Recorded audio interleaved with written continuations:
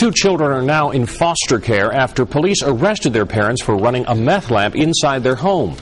Police arrested the parents yesterday in Grand Bay. Fox 10 News reporter Derica Williams takes a look at what the future may hold for their young children. There's Joey, Charles. Michelle Douglas is a selfless mother of 10.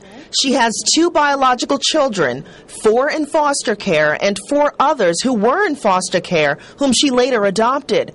She says many of the children who came through her home are there because their parents were arrested.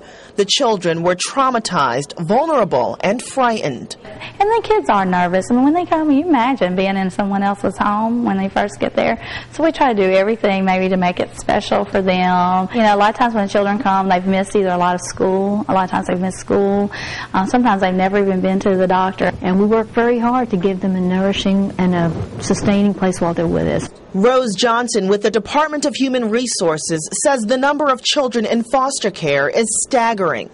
We have at this point about 670 children in foster care, and that's down slightly. We were closer to 700, for example, last year.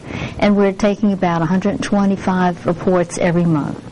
Of those, approximately 75 to 80% involve some type of drugs and alcohol cases.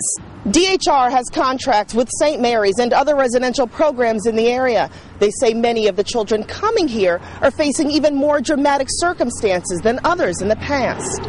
Johnson says an environment of drugs and abuse can have lasting effects. If we need to, we will remove the children, and we will then do an assessment. You might be asking about physical care. We would see if there's any exposure to the drugs. We are required, and we do get children physicals once they come into our custody.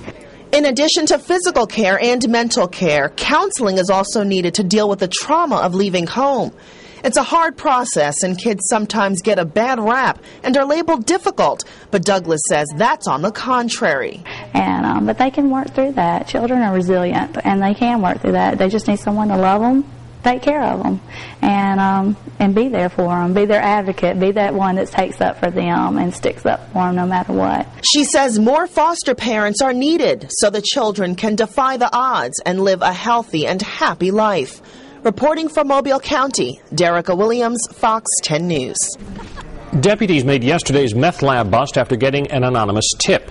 If you think there's a meth lab in your area, you can anonymously text the word meth to 839-863, which is text me.